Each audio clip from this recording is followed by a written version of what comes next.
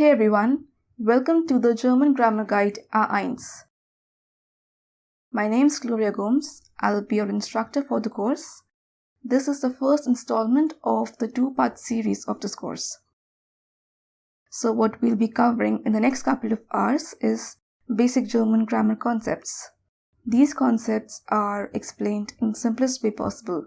So this course is perfect for people who are just starting to learn German and even intermediate or advanced students who want to brush up their basics. I recommend that you do these lessons in order. If you skip lessons, you would face difficulties in understanding the concepts in later lessons. Okay? Before we begin, there are some things I need you to keep in mind. First is to speak German out loud, even if it's just one word. The earlier you get familiar with speaking German, you'll be able to speak more confidently later. Secondly, I want you to practice. After each lesson, there is a worksheet which I highly recommend you do. Remember, Übung macht den Meister. Practice makes perfect. What else? Yes, look out for vocab boxes. They look like this. They are scattered throughout the videos in the course, so make sure you memorize them and jot them down in your notebook. That's about it. All you need is a pen, a notebook, and some determination. Lass uns anfangen. Let's get started. In this lesson, we will learn how to conjugate verbs. Now, what is conjugation? It happens when a verb changes its form to suit the subject. Like in English, we say, I read, but she reads. Now, there are two kinds of verbs, regelmäßige Verben and unregelmäßige Verben. They are also called schwache Verben and starke Verben. Now, regelmäßige Verben follow a particular pattern for conjugation of verbs, but unregelmäßige Verben don't. So first we look at the regular ones. Each and every verb in German has an original form. It's called the infinitive. There is a verb ending, Verbendung, and the letters preceding it is the verb root, Verbstamm. So when we conjugate verbs, it is the ending which changes, okay? But before we go there, we need to know the personal pronouns, Personalpronomen in German. So listen and repeat after me. Ich, du, sie, es, ihr, wir, sie. Once again, ich, du, sie, es, ihr, wir, sie.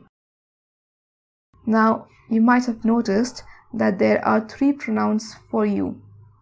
Du is for informal situations, when you are talking to your friends, family, or someone younger than you.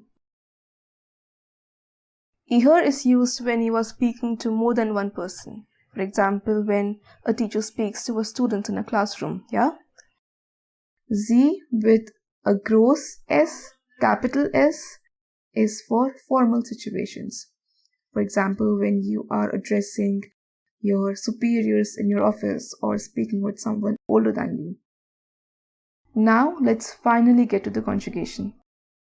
Now, the pronouns have a requirement from the verb next to it. Ich, for example, requires that the verb next to it must have a E in the end. So, if we take the verb spielen, which means to play, by the way, we get rid of the en and replace it with e. Ich spiele Fußball. Do requires that the verb must have st in the end. So again, remove the en from the verb and replace it with st. And we have spielst. Du spielst Fußball. Sie, and s require that the verb next to them must have a t in the end. So remove the en from the end and replace it with t. And we have spielt Fußball. Sie spielt Fußball. Es spielt Fußball. Ihr also wants the verb next to it to have a t in the end. So, ihr spielt Fußball. Wir, sie and sie require that the verb next to it to have en. So, spielen remains spielen. And we have wir spielen Fußball. Sie spielen Fußball. And sie spielen Fußball. Pretty simple, isn't it? A quick tip. Memorize the sentences Ich spiele Fußball, du spielst Fußball, and so on. In this way, you will be able to connect which ending comes with which pronoun. And that's just what we'll be doing now. Take a small break to memorize the sentences, and then we'll come back to a little quiz. Before we begin the quiz, there are a couple of things I need you to keep in mind. Verbs after singular nouns will have the same ending as sie, and s. Zum Beispiel, Martin trinkt Wasser. Der Junge trinkt Wasser. Verbs after plural nouns have the same ending as sie. Zum Beispiel, Erika und Max trinken Wasser. Die Gäste trinken Wasser. It's time for the quiz. All you have to do is to choose the correct verb. Here is the first question. Richtig. Ich besuche meinen Opa. The next one is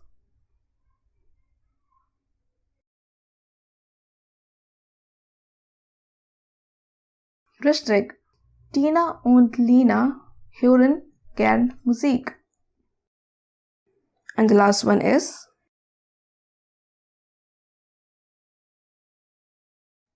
Karl studiert Medizin. Gut gemacht. Before we close the chapter of conjugation of regular verbs, there is one important thing to keep in mind. Verb roots ending with de, te, n have an additional a before the verb ending. So if we take the verb arbeiten, this is how it will be conjugated. Ich arbeite, du arbeitest. Arbeitet, sie arbeitet, es arbeitet, ihr arbeitet, wir arbeiten, sie arbeiten. Can you try to conjugate the verb öffnen for me? Here is the answer. I'm pretty sure we have mastered the conjugation of regular verbs by now. Conjugating irregular verbs, unregelmäßige Verben, is almost the same. The only difference is that they change the vowels in their verb roots for the second and third person. That is du, sie and s. We have three categories. The first one is when a changes to a. Let's take the verb tragen. This is how it will be conjugated. Ich trage, du trägst, sie es trägt, ihr tragt, wir tragen, sie tragen. Can you try to conjugate the irregular verb fahren?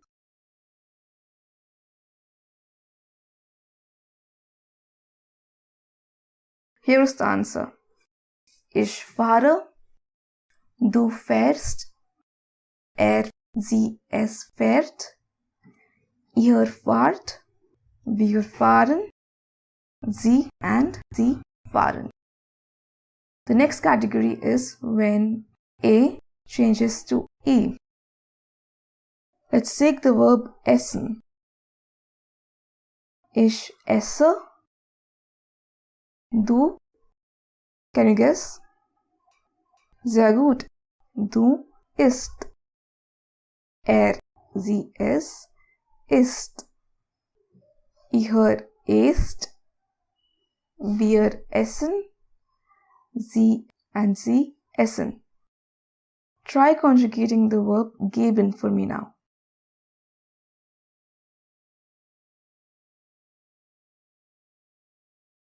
Here is the answer.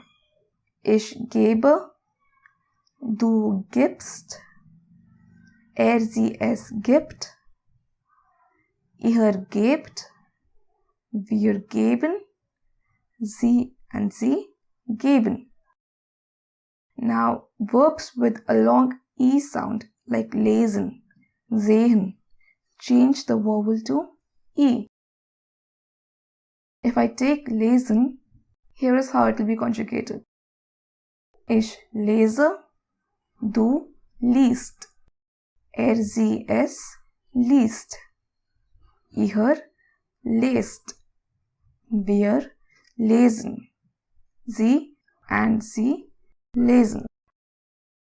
Can you try conjugating the verb sehen? Here is the answer.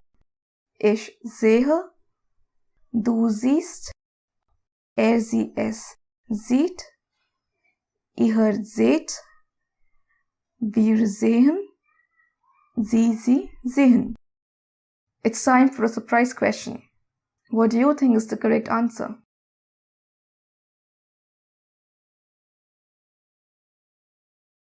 Richtig. Sie schläft um 21 Uhr.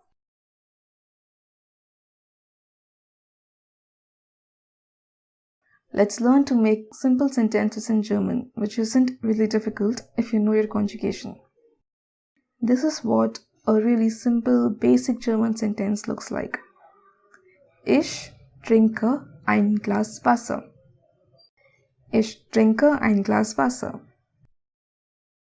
First comes the subject, then the verb in the second position, followed by an object.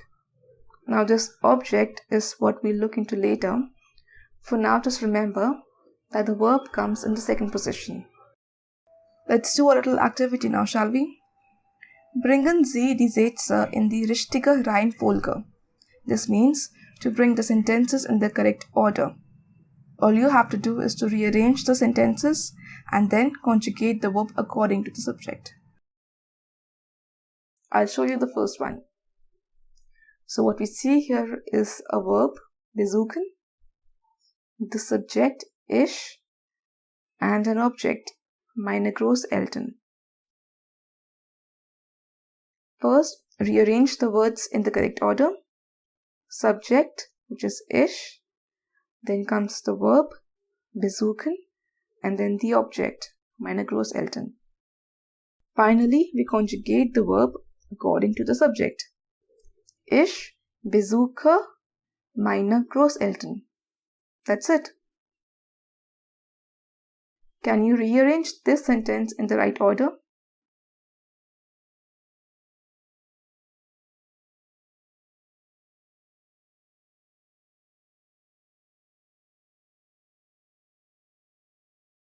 Richtig. Die Antwort ist, schreibt ein Lied. The next one is,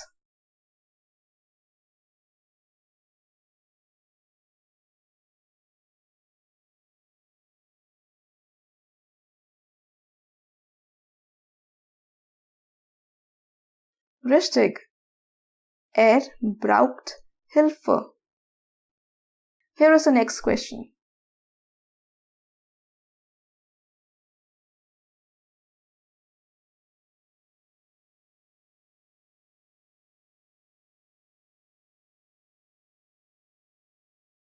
Sehr gut.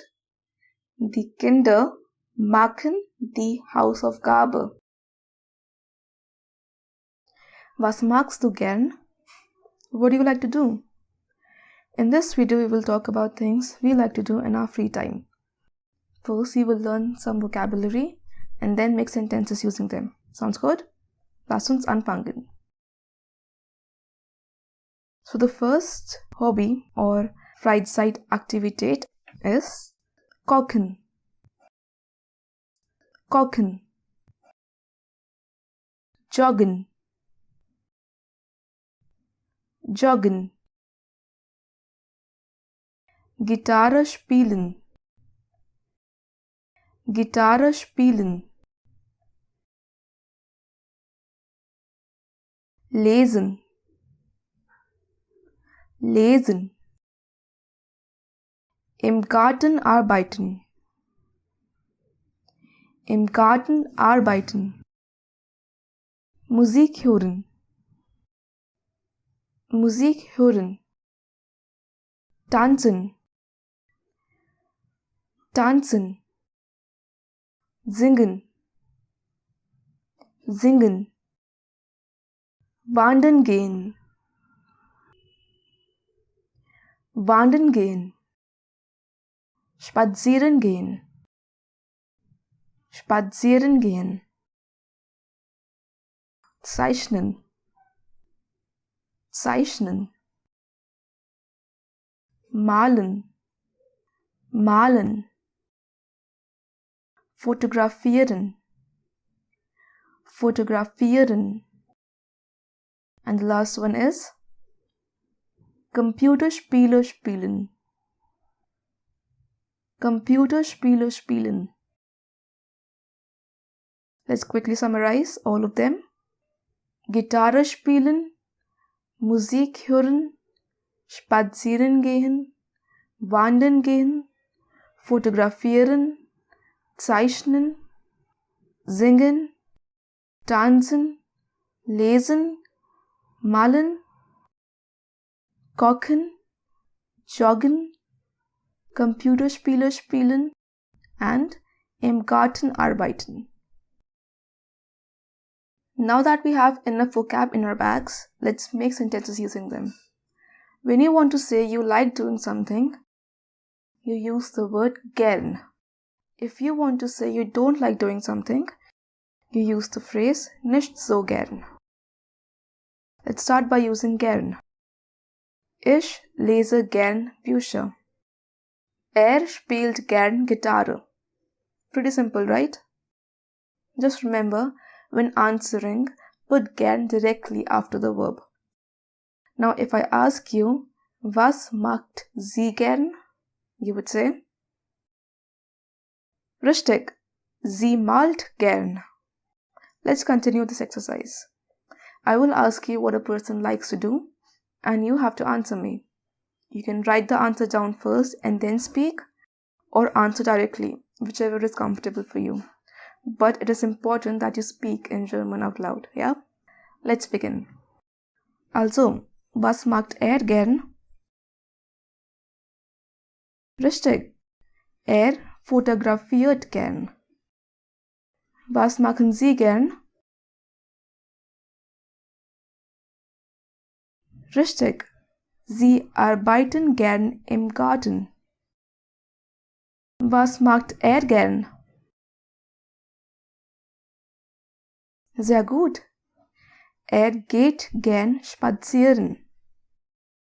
Coming to the next part, nicht so gern. It's nothing complicated.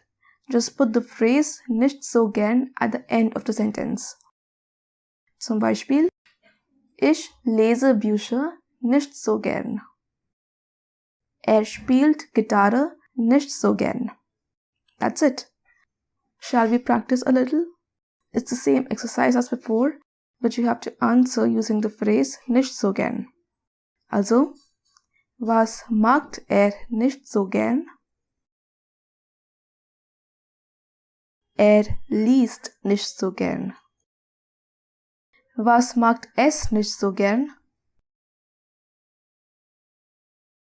Richtig, es singt nicht so gern?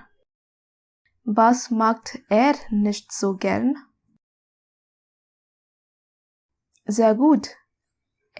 Joggt nicht so gern. Now, you may also come across a word like ungern. Ungern means when you do something reluctantly. Zum Beispiel, Steffi isst Obst ungern.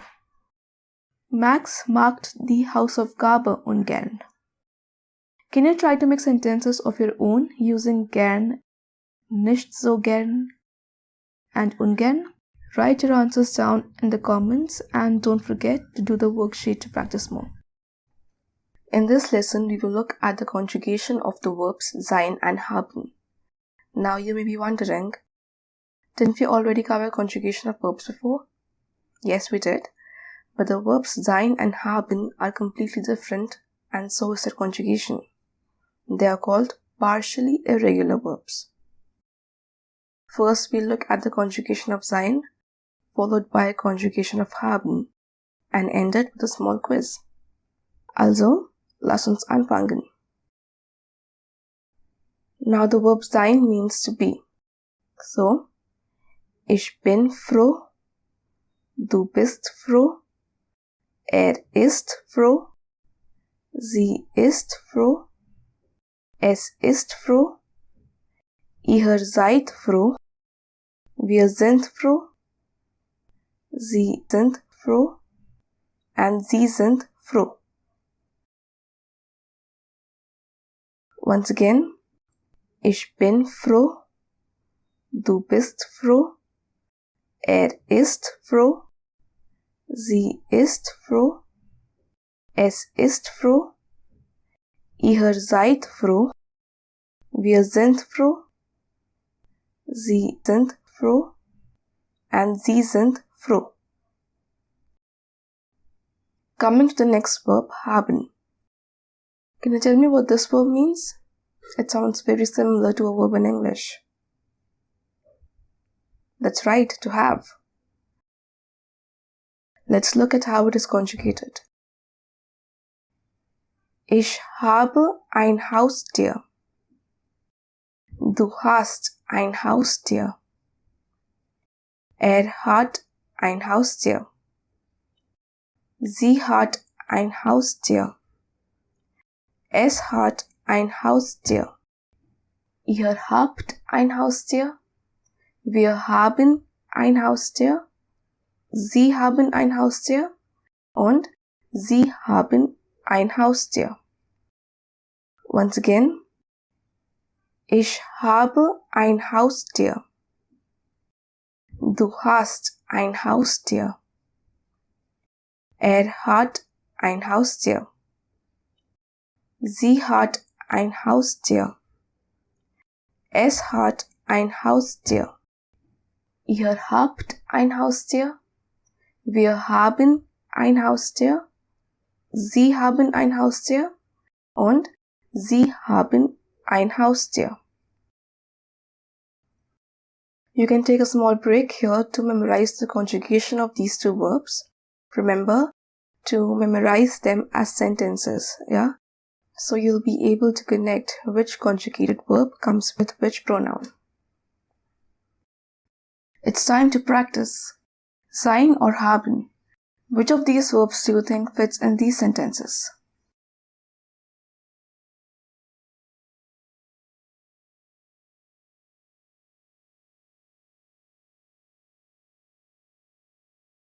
Sehr gut. Wir sind neu hier.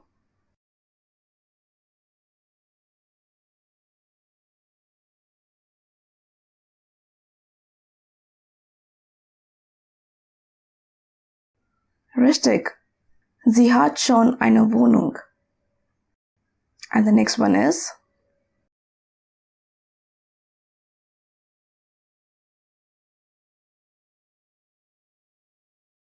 richtig. Ich habe 2 Katzen.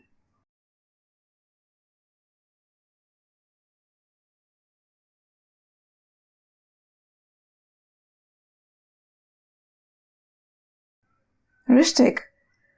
Seid ihr Japaner? And the last one is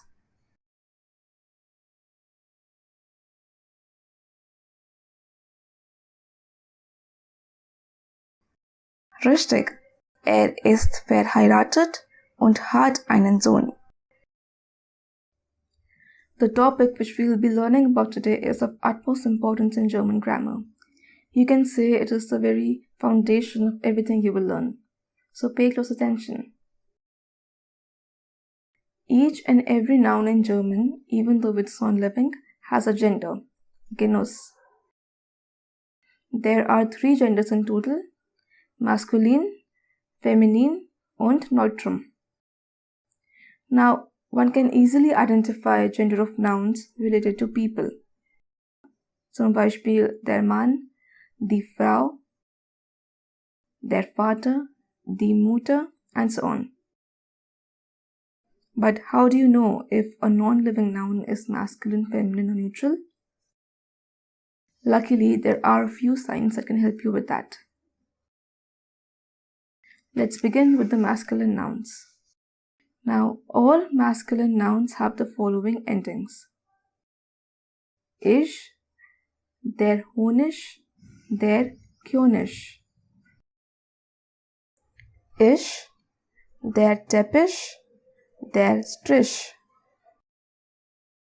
Ing, der Zwilling, der Frühling. Or, der Direktor, der Professor.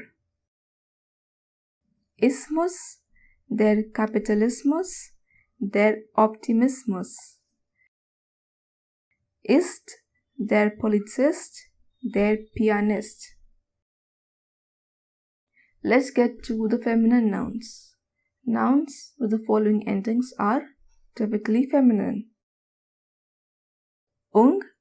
Die Heizung, die Rettung. Heit, die Wahrheit, die Freiheit. Keit, die Fähigkeit, die Fröhlichkeit. Die Polizisten, die Pianisten. Schaft, die Mannschaft, die Freundschaft. Ion, die Religion, die Union. Ich, die Musik, die Grafik. Tät, die Stabilität, die Universität. Ei, die Bäckerei, die Metzgerei. Finally, the neutral nouns. Nouns with the following endings are neutral. Lein, das Fräulein. Schen, das Mädchen. Now there are verbs which can also be used as nouns in their infinitive forms. Yeah? These nouns are usually neutral. Zum Beispiel das Laufen, das Essen. There you have it. I know the list of endings is quite exhaustive. Just keep them in mind, and you know what's the best and the easiest way to know the gender of a noun? It is to always memorize the article along with the nouns you come across. It's going to help you a lot in the long run. Anyway, can you guess the article of this noun? Richtig, die Freundlichkeit. In this video, we will talk about one of the most important topics, or even the most confusing topics for some, of German grammar, the cases. For those who don't know what cases are, a case tells you what role a noun or a pronoun plays in the sentence. Is it a subject, a direct object, or an indirect object? Luckily, there are only 4 cases in German: Nominativ, the nominative case; Akkusativ, the accusative case; Dativ, the dative case; and Genitiv, the genitive case. If all of this sounds too confusing right now, don't worry. We will look at them one at a time so that you can easily process all of this information. We will begin with the Nominativ. Los geht's. Also, was ist Nominativ? What's nominative? Grammatically, it is the subject of a sentence. So a sentence is always about the Nominativ. Zum Beispiel, das Kleid ist teuer. You see how the sentence is about the dress, das Kleid? It's describing the subject, the Nominativ, yeah? So you need to ask the question, what or who is the sentence about? Now, if it's a non-living thing, you ask the question, was. What is the sentence about? If it's a living thing, you ask the question, where. Who is the sentence about? Let's look at examples for both of them. Das Sofa ist altmodisch. Was ist altmodisch? Super. Das Sofa. Die Frau kommt aus Deutschland. Also, wer kommt aus Deutschland? Richtig, die Frau. Another feature of the nominative is that it's the one who does the action. If you look at this sentence, die Assistentin schreibt E-Mails. We know schreibt is the verb. Die Assistentin is the nominative because she's the one doing the action. Sie schreibt E-Mails, yeah? So you need to ask the question, where? Who is the one doing the action? Or was? What is doing the action? Let's look at examples for both of them. Der Mann spielt Klavier. Wer spielt Klavier? Richtig, der Mann. Der Wecker klingelt. Was klingelt? Richtig, der Wecker. Now that we understand the nominative, we'll now look at its articles. The two basic categories of articles are bestimmte Artikel, which is equivalent to the, and unbestimmte Artikel, which is equivalent to a or an in English. We'll first look at bestimmte Artikel. They are der, die, das, die. Der for masculine nouns, die for feminine nouns, das for neutral nouns, and die for plural nouns. Once again, der, die, das, die. Unbestimmte Artikel are ein, eine, ein. Ein for masculine nouns, eine for feminine nouns, ein for neutral nouns. Once again, ein, eine, ein. Now, I want you to pause this video and memorize the articles, because if you don't, then trust me, you will get super confused when we move forward with other cases. So take as long as you need, and then we'll practice using them. Let's practice. What you have to do is to choose the correct article. Here is the first question.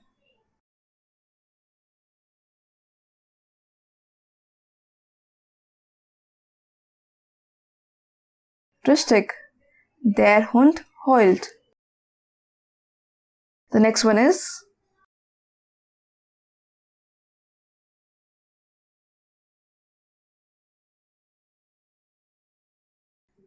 richtig, ein Motorrad kostet 15.000 Euro.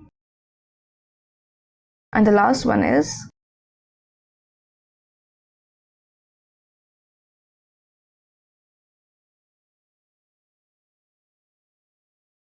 richtig, die Frauen sind Geschwister. Let's move to the accusative case. Now, accusative is a direct object, ein Akkusativobjekt. But what's a direct object? It is the noun to whom the action is happening to. Just like this carrot. Die Frau schneidet eine Karotte. Eine Karotte is the accusative because that's what's being cut. Yeah? Now you can ask two questions to identify an accusative. The first one is was. Also, was schneidet die Frau? Eine Karotte. Yeah? The second question you need to ask is wen, whom. Das Mädchen umarmt den Hund. Wen umarmt das Mädchen? Die Antwort ist den Hund. Now, don't get confused between the nominative and the accusative. Remember, nominative always does the action, whereas the accusative is the one to whom the action is happening to. If you look at this sentence, kauft einen Kuli. We know is the nominative because he is the one buying. Kauft is natürlich the verb. And einen Kuli is the accusative because that's what is being bought. Why don't you give it a try this time? Identify the nominative and accusative in this sentence.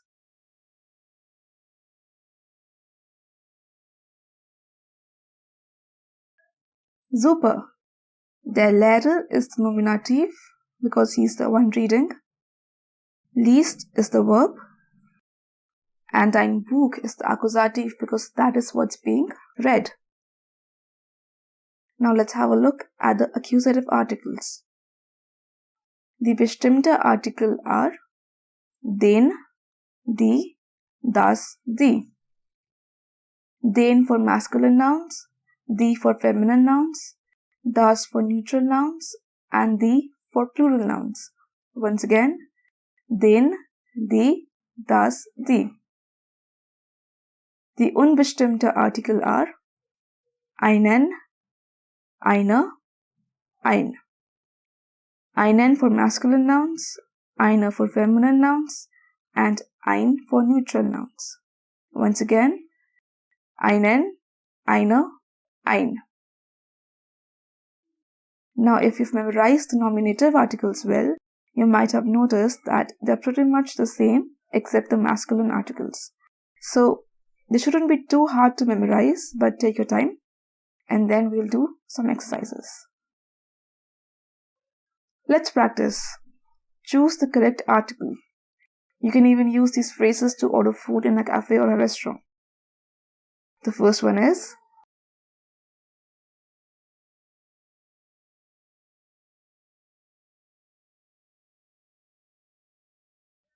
richtig. Ich möchte einen Salat bitte. The next question is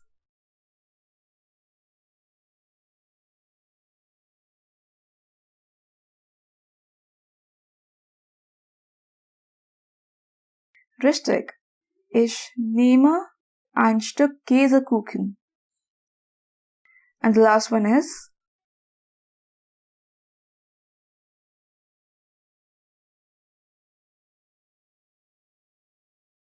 sehr gut.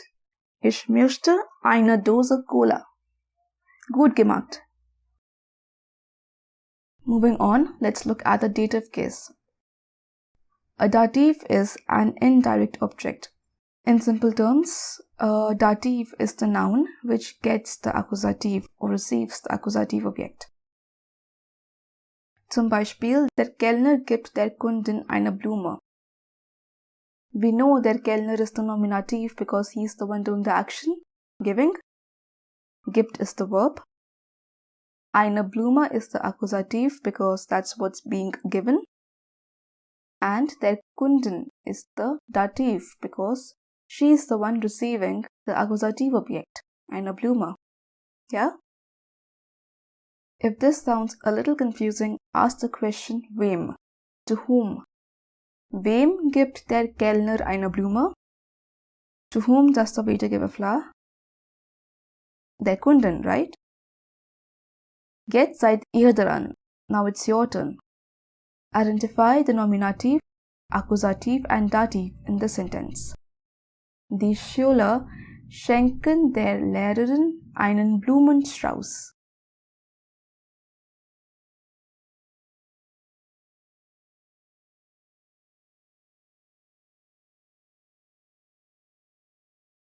Sehr gut. Die Schüler is the nominative because they are the one doing the action. Schenken is the verb. Einen Blumenstrauß is the accusative because that's what's being given as a gift. Der Lehrerin is the dative because she is the one to whom the Blumenstrauss is given. Let's now look at the dative articles. The bestimmte Artikel are dem, der, dem, den. Dem for masculine nouns, der for feminine nouns, dem for neutral nouns, and den for plural nouns. Once again, dem, der, dem, den. The unbestimmte Artikel are einem, einer, einem. Einem for masculine nouns, einer for feminine nouns, and einem for neutral nouns. Once again, einem, einer, einem. Like always, wir machen eine kleine Pause.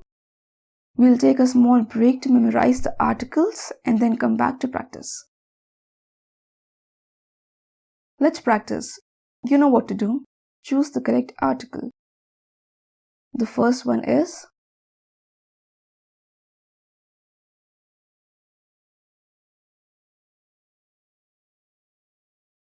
richtig. Der Mann zeigt einer Touristin den Weg. The next question is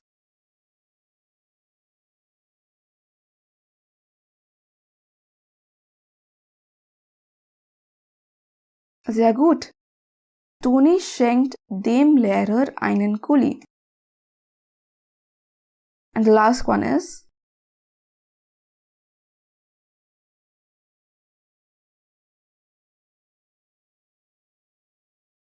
richtig. Herr Schneider gibt der Briefträgerin Geld. Gut gemacht. I'm sure you're doing great so far.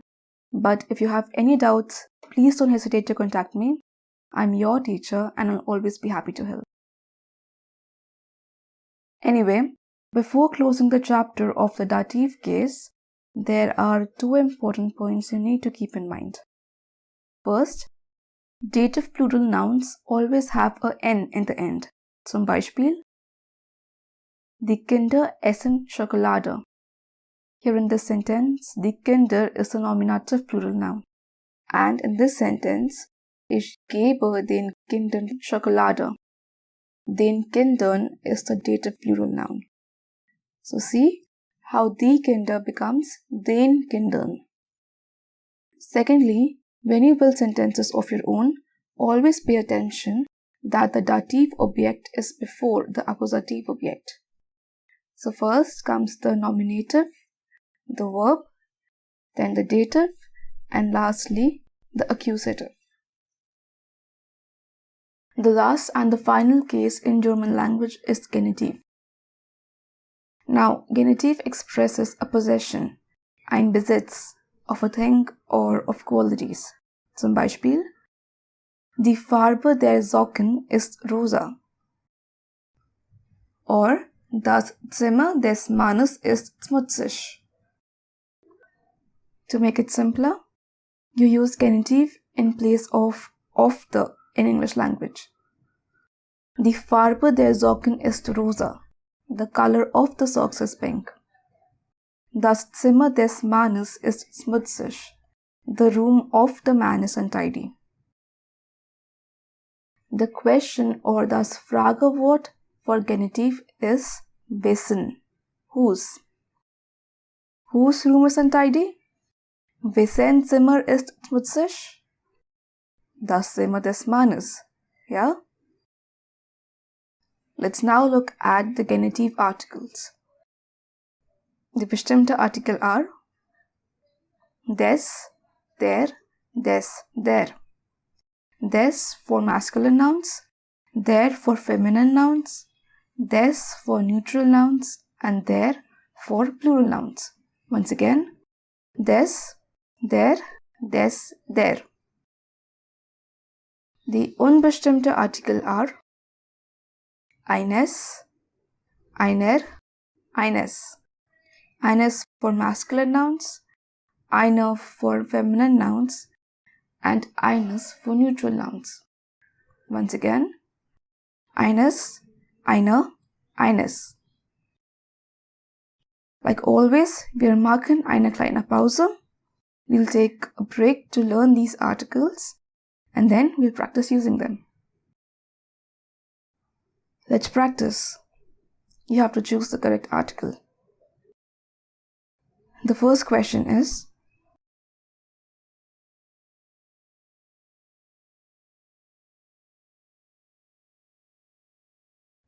richtig. Die Breite des Regals ist 16 cm. Here is the next question.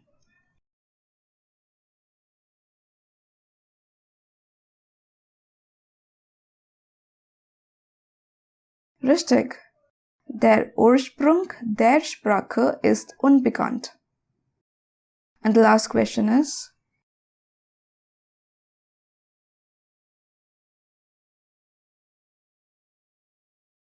sehr gut. Das Auto des Professors steht vor dem Baum. Great. We now know when to use genitive and also which article to use. But there are a couple of more aspects of genitive. The first one is apostrophe or no apostrophe. In English language, we often use apostrophes with names to indicate an ownership of a thing, yeah? Like Anna's phone is not working, right? But in German, there is no need for an apostrophe. You can simply say, Annas Handy funktioniert nicht. Except when a name ends with S, Z, or X. Then you need to put an apostrophe, like so. Max's Augen sind grün. The second point is that all genitive masculine and neutral nouns have either a S or ES in the end. But how do you know where to use S or ES? One-syllabled or small nouns have ES in the end. Zum Beispiel, die Zimmer des Hauses sind klein. Nouns with more than one syllable or long words have S in the end. Zum Beispiel, der Kundenservice des Flugzeugs ist schlecht. There you have it. Those were the 4 cases of the German language. But to really master the German cases, you need to keep practicing. So do the worksheets in the next section, and if you get stuck somewhere, you know I'm always here. Our next topic is prepositions. What are prepositions? They are short words which show relation between the words in a sentence. They show either a direction, position, location, or time. Some prepositions that you already use in English are with, at, by, from, etc. Now, 3 cases in German have their own set of prepositions. So Dativ has its own group, Akkusativ has its own, and Genitiv has its own group. Klar? There is another group called Wechselpräpositionen.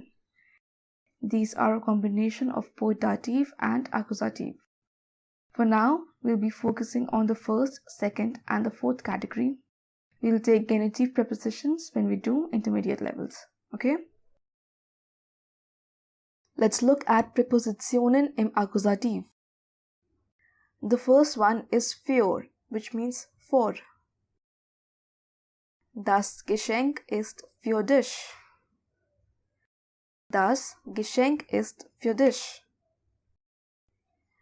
The next one is ohne, which means without. Lola trinkt gern Kaffee ohne Milch. Lola trinkt gern Kaffee ohne Milch. The third one is gegen, against. Zum Beispiel, ein Auto fährt gegen den Baum. Ein Auto fährt gegen den Baum. The fourth one is durch, through. Der Bus fährt durch den Tunnel. Der Bus fährt durch den Tunnel. The next one is which means around. Die Kinder laufen das Haus. Die Kinder laufen das Haus. And the last one is entlang, which means along. Ein Paar joggt die Straße entlang. Ein Paar joggt die Straße entlang. Notice something different here?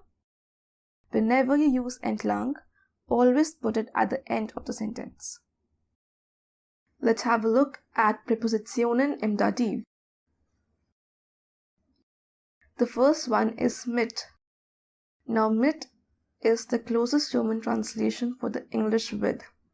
It's mainly used for people or transportation, like Wir fahren oft mit der U-Bahn. Wir fahren oft mit der U-Bahn. Or Mein Bruder wohnt mit seinen Freunden. Mein Bruder wohnt mit seinen Freunden. You can also use mit in general, like Ich trinke Kaffee mit Zucker. Ich trinke Kaffee mit Zucker. The next one is bei. So bei is mainly used for institutions or workplaces, like Ralf arbeitet bei Google. Ralf arbeitet bei Google. It can also be used to say that you are staying at somebody's place temporarily, like Ich bleibe heute Abend bei meinem Onkel. Ich bleibe heute Abend bei meinem Onkel. Yeah? The third preposition is zu, which means to. So when you're going to some place, you use the preposition zu. Wir gehen jedes Wochenende zu dem Supermarkt. Wir gehen jedes Wochenende zu dem Supermarkt. Sie geht am Abend zu einer Freundin. Sie geht am Abend zu einer Freundin. Er geht morgen zu dem Zahnarzt. Er geht morgen zu dem Zahnarzt. However, there are some exceptions, Ausnahmen, like Er geht am Freitag auf das Festival. Er geht am Freitag in das Hotel. Er geht am Freitag in das Restaurant. Or Er geht am Freitag an den Strand.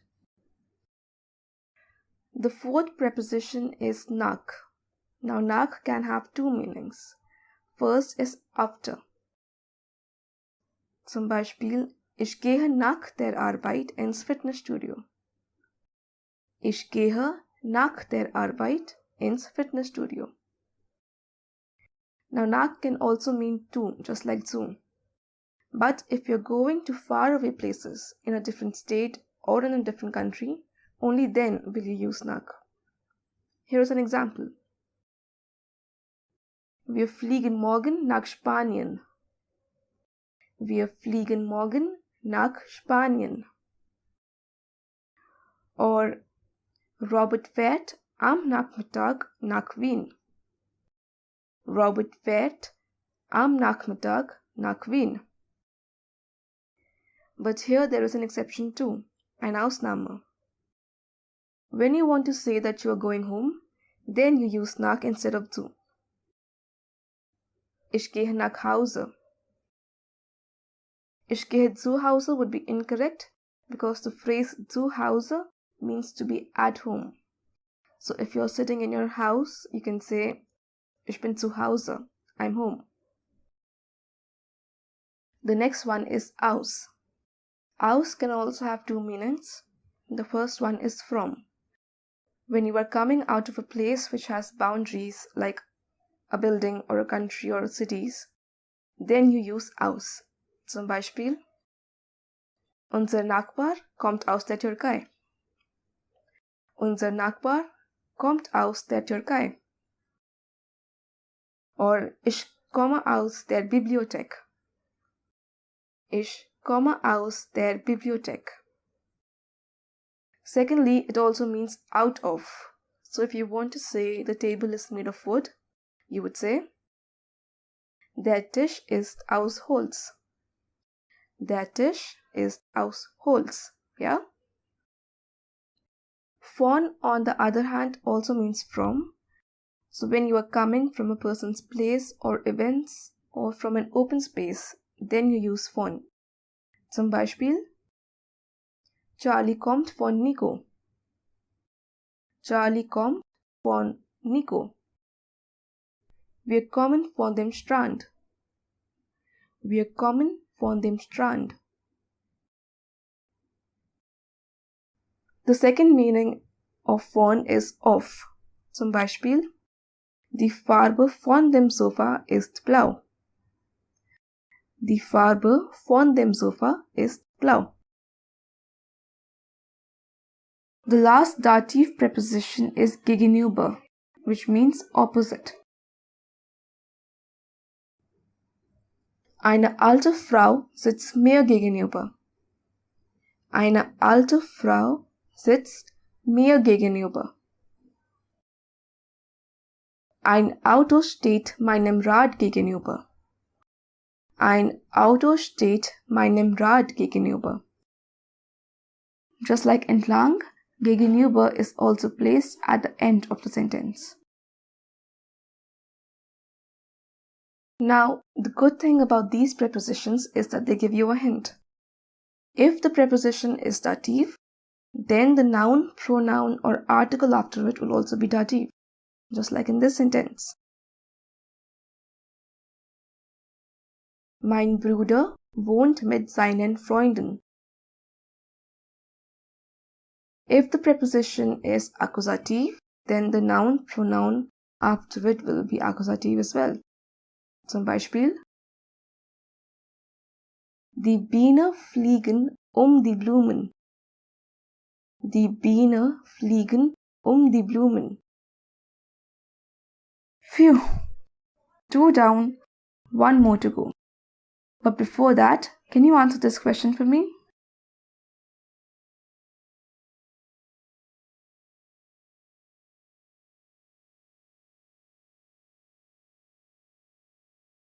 Richtig.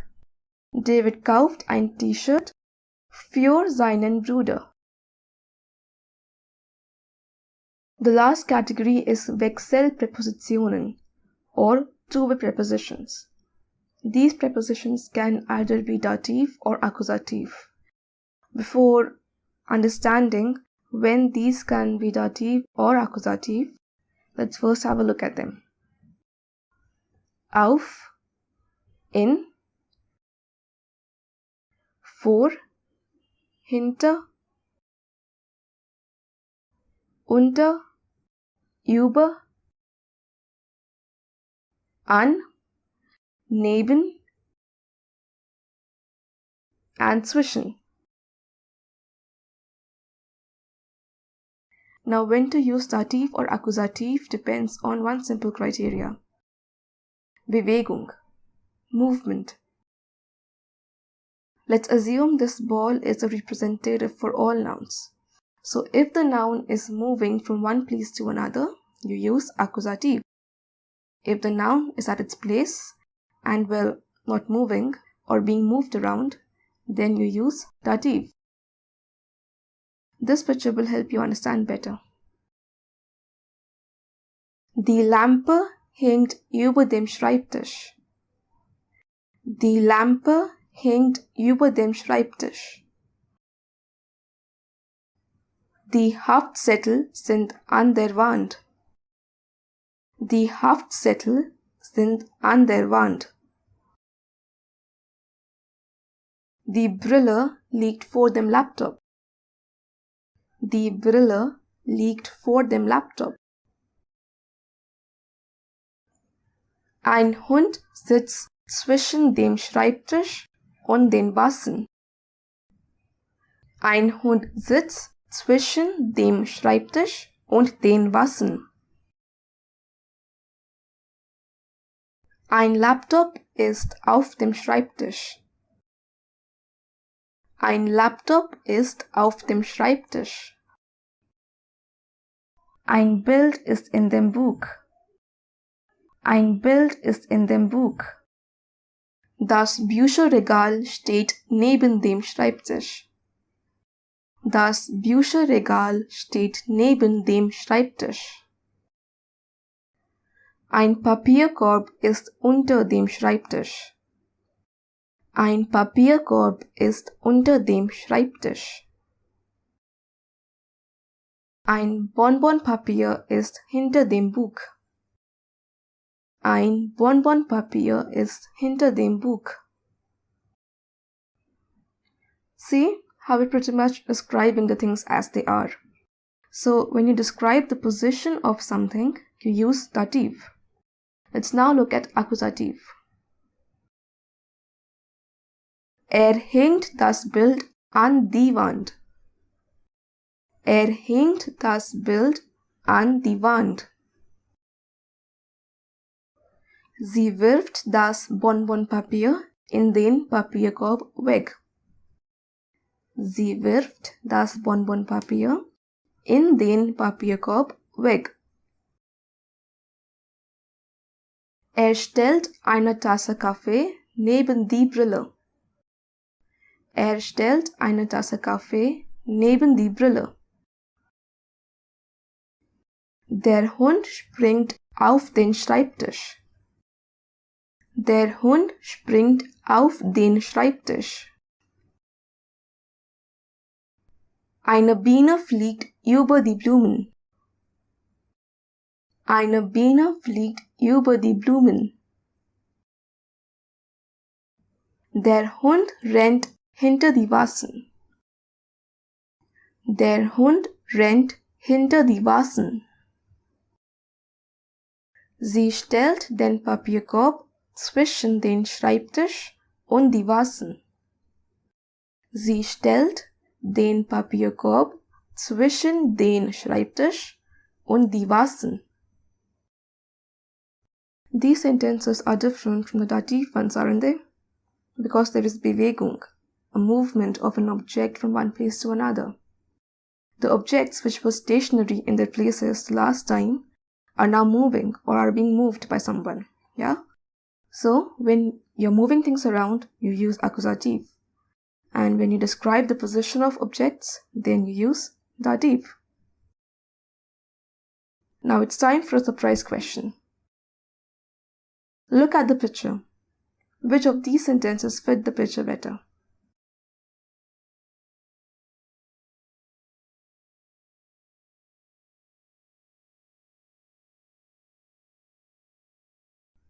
Richtig. Sie stellt den Stuhl vor den Schreibtisch. Gut gemacht. You can do the worksheets to practice more. Heading into our next topic, possessive articles. Possessive articles show a possession or ownership of someone or something. Zum Beispiel, das ist meine Tasche. Or, deine Katze ist sehr süß. Now, to understand the possessive articles, you must know the personal pronouns. I hope you remember them. Let's quickly review.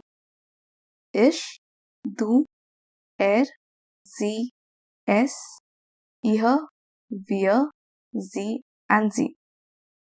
Now, for every personal pronoun, there is a possessive article. Let's have a look at them. Mein, dein, sein, ihr, sein, euer or eure, unser, ihr, and ihr. Once you have these articles memorized by heart, 99% of your work is done.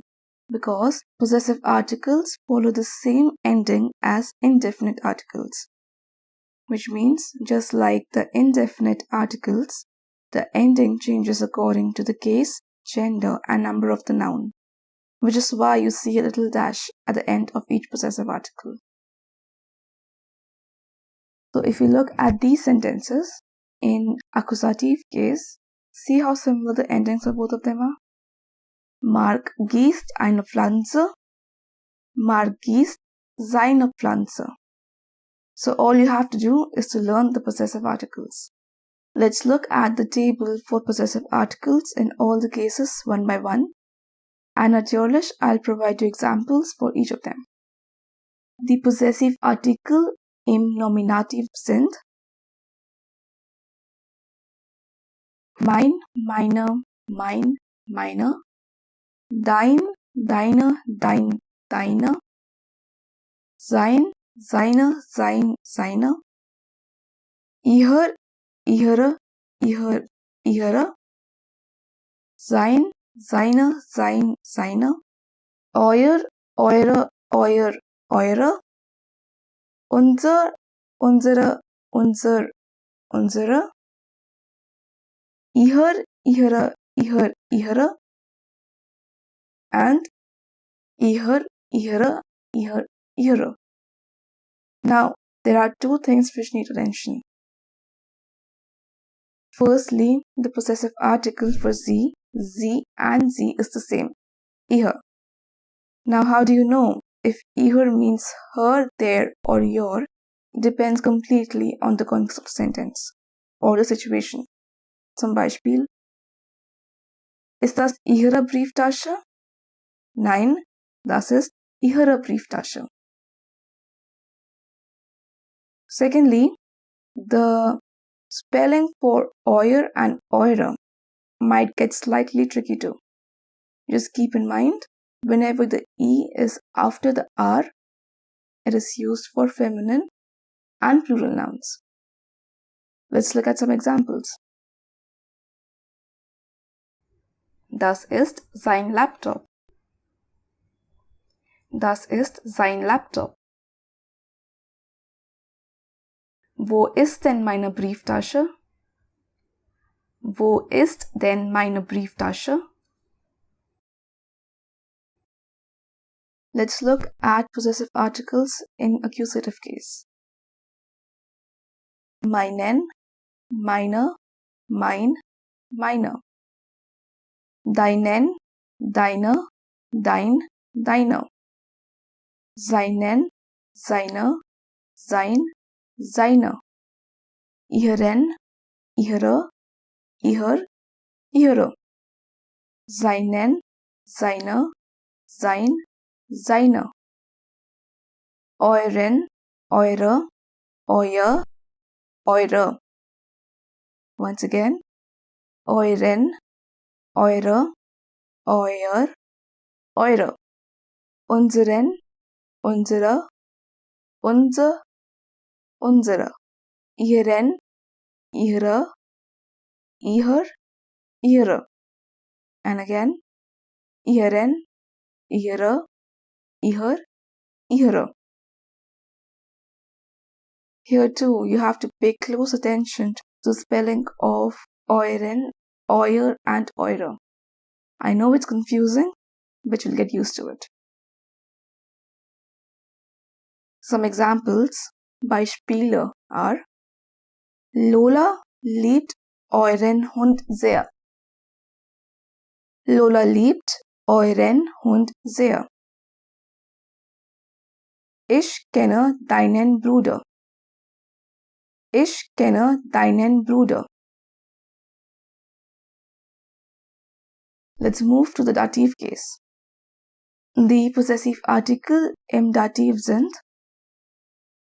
meinem, meiner, meinem, meinen. Deinem, deiner, deinem, deinen. Seinem, seiner, seinem, seinen. Ihrem, ihrer, ihrem, ihren. Seinem, seiner, seinem, seinen. Eurem, eurer, eurem, euren. Unserem, unserer, unserem, unseren. Ihrem, ihrer, ihrem, ihren. And again, ihrem, ihrer, ihrem, ihren. Let's look at some examples. Peter kommt mit seiner Freundin. Sie danken ihren Gästen für die Geschenke. Here is a surprise question for you. Correct the following sentence.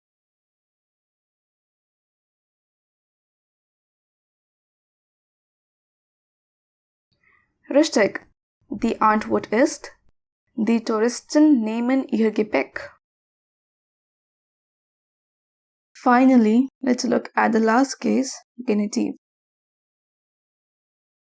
Meines, meiner, meines, meiner, deines, deiner, deines, deiner, seines, seiner, seines, seiner, ihres, ihrer, ihres, ihrer, seines, seiner, seines, seiner,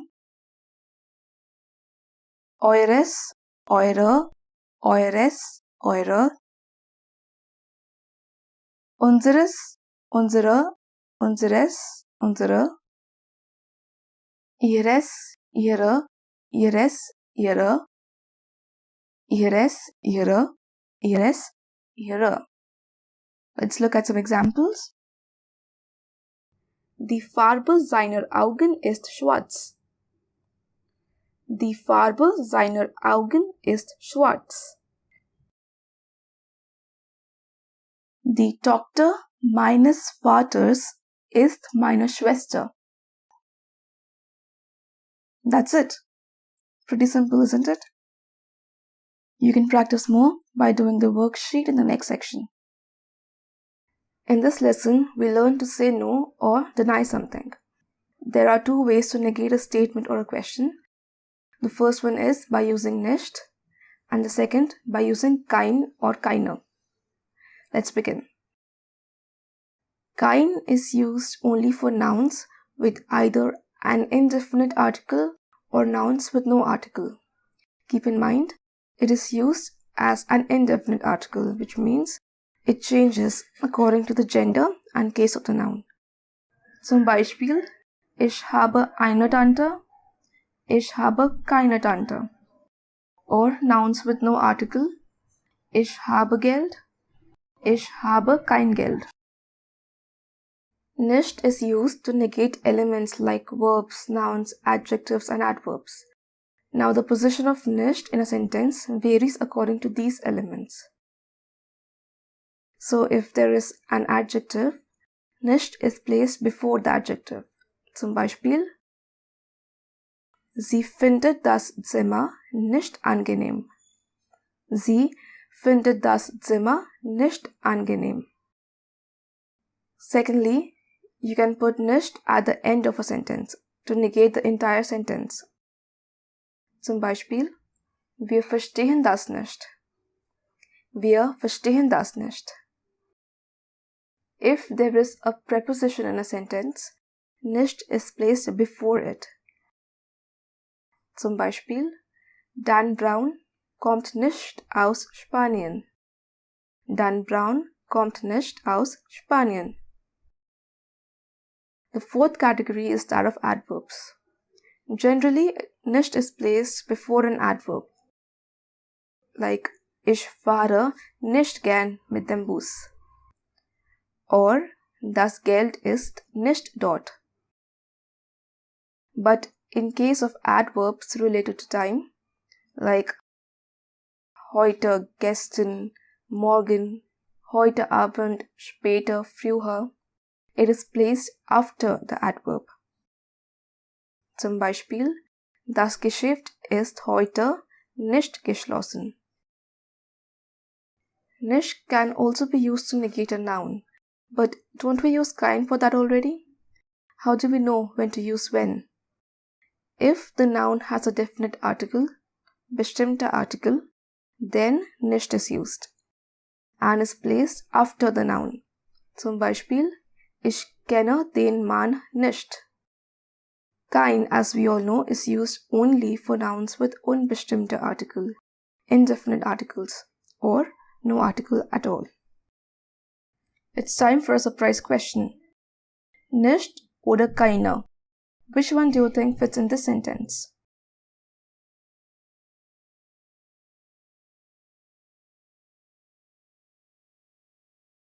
Richtig. Ich brauche keine Hilfe. How are you guys doing so far? I hope you're doing well in this course. Even if you are struggling a little, don't worry. You can always reach out to me. Anyway, let's get back to the topic, which is asking questions in German. Now, there are two ways to ask a question. W-Fragen. These are questions which begin with the letter W, W. And then we have Ja-Nein-Fragen. These are questions which you can answer with either a yes, ja, or no, nein. First, we will look at W-Fragen and then focus on the second category, Ja-Nein-Fragen. Okay? Lass uns anfangen. The first W-Frage is wann, which means when. Now this question is used to ask about time, yeah? Zum Beispiel, wann ist dein Geburtstag? Wann ist dein Geburtstag? Or wann gehst du ins Kino? Wann gehst du ins Kino? The second W-Frage is was, which means what. Here are some examples. Was ist das? Was ist das? Was essen wir zum Frühstück? Was essen wir zum Frühstück? The next one is wo, which means where. I know it may look like who, but don't get confused, you'll get used to it. Some examples are wo wohnst du? Wo wohnst du? Wo ist der Supermarkt? Wo ist der Supermarkt? The fourth one is woher, which means from where. Here are some examples. Woher kommen Sie? Woher kommen Sie? Or woher lernst du Gitarre? Woher lernst du Gitarre? The fifth one is wohin, which is to where. Zum Beispiel, wohin geht sie? Wohin geht sie? Wohin fährt dieser Zug? Wohin fährt dieser Zug? The next one is wie. Wie means how. Wie geht's dir? Wie geht's dir? Wie viel kostet das? Wie viel kostet das? The next W-Frage is welch. Welch means which. Now the ending of welch changes according to the case, gender and the number of the noun. It follows the same ending as bestimmte Artikel. Zum Beispiel, welche Sprachen sprechen Sie? Welche Sprachen sprechen Sie? Welchen Wein trinkst du? Welchen Wein trinkst du? The last W-Frage is where, which means who. Now this might be confusing too because it sounds like where in English. It's okay if you get confused or make mistakes. The more you practice and expose yourself to German, the better you will get. Let's look at some examples. Wer sind Sie? Wer sind Sie? Those were the commonly used W-Fragen in German.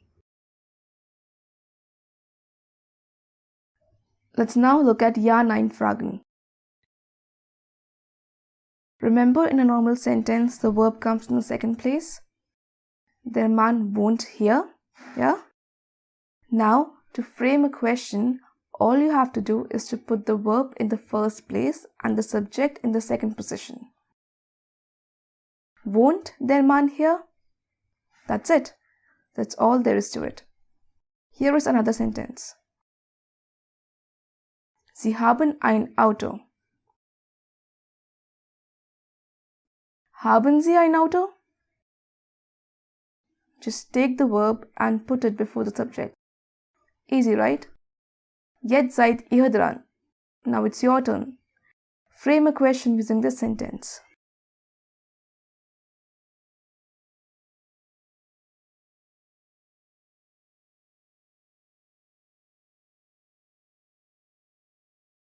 Richtig.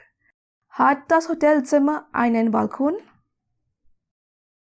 Let's try answering questions as we frame them. You will see a couple of jumbled words on the screen, like so. All you have to do is to frame a question using them and answer it. I'll show you the first one. So what we have here is einen Bruder, Lola, and Hut. We know when asking a Ja-Nein-Frage, the verb comes in the first position and the subject in the second place. So, hat Lola einen Bruder? Ja, Lola hat einen Bruder. Give this one a try.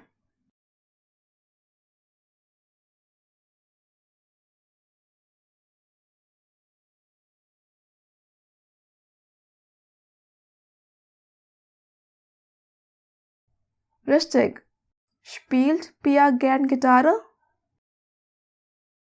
Ja, Pia spielt gern Gitarre. And the last one is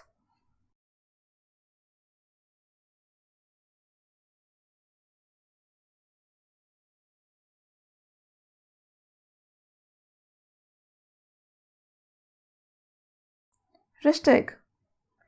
Isst Richie gern Fleisch und Fisch? Nein, Richie isst nicht gern Fleisch und Fisch.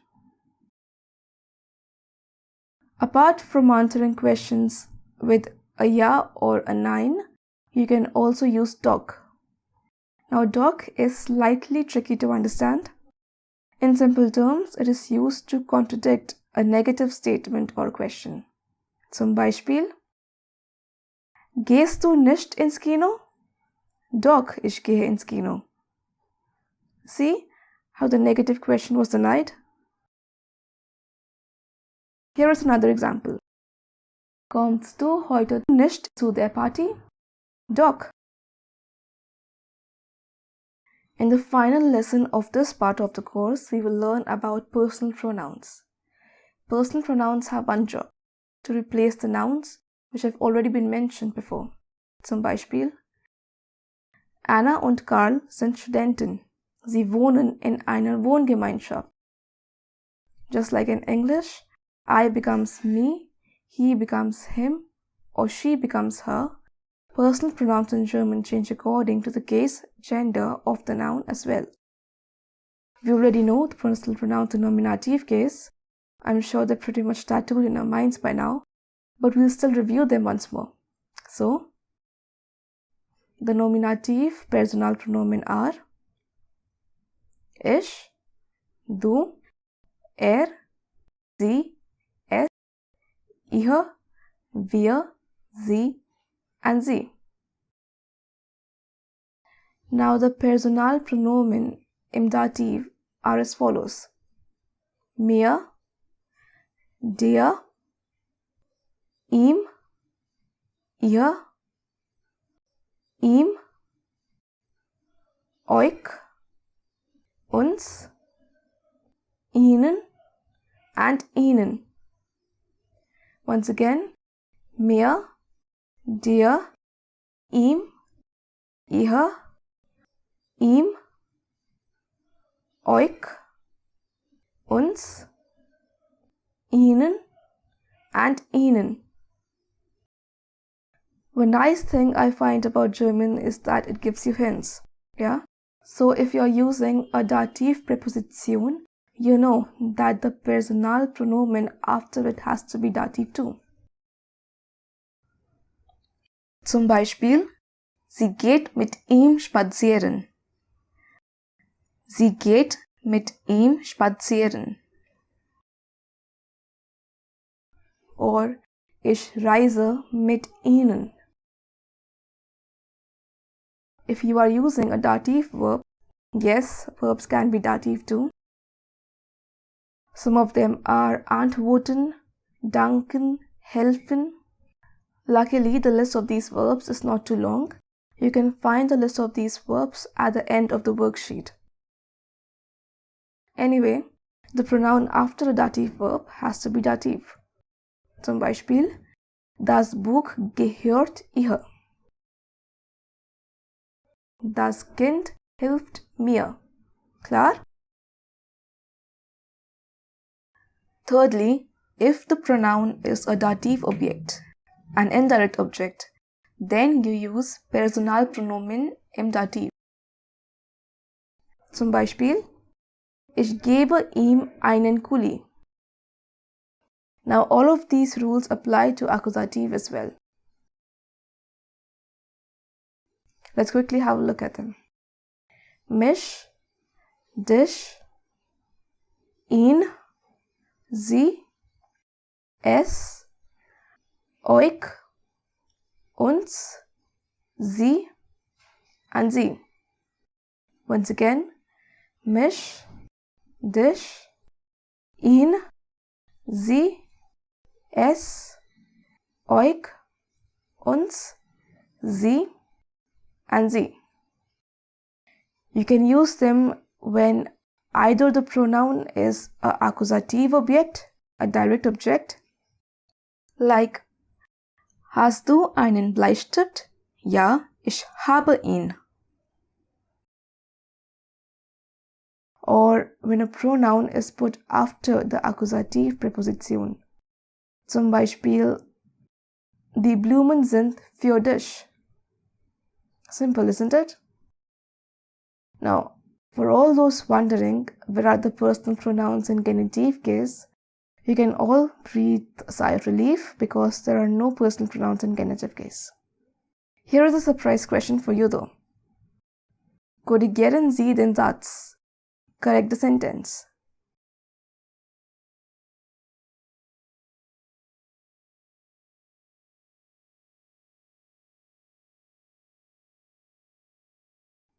Die richtige Antwort ist, the correct answer is, antwortet ihr nicht. Before concluding this topic, I want to discuss one common mistake that most students make, which is to use the personal pronoun es to replace every non-living thing. Now, I don't blame them because that's how it's done in English, right? But in German, gender plays a very important role. If a noun, even though it's non-living, is masculine, then a masculine personal pronoun, ihn or ihm, depending on the case, is used to replace it.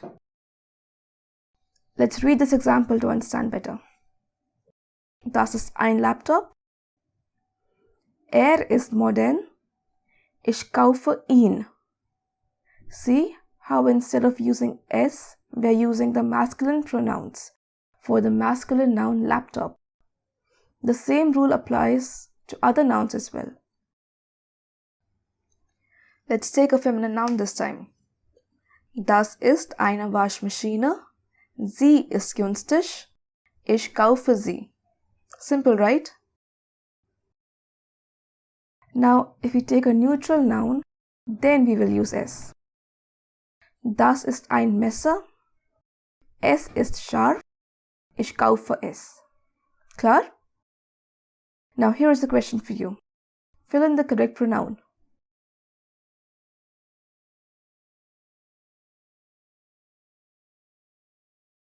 Richtig. Das ist ein Museum.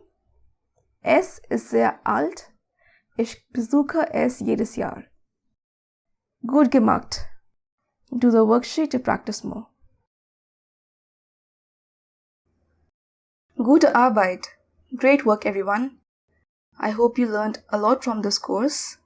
It'd be great if you let me know what you liked about the course or what you'd like me to incorporate or modify in my future lessons. It'd be much appreciated. And yeah, keep learning German and I'll see you next time. Bis zum nächsten Mal. Tschüss.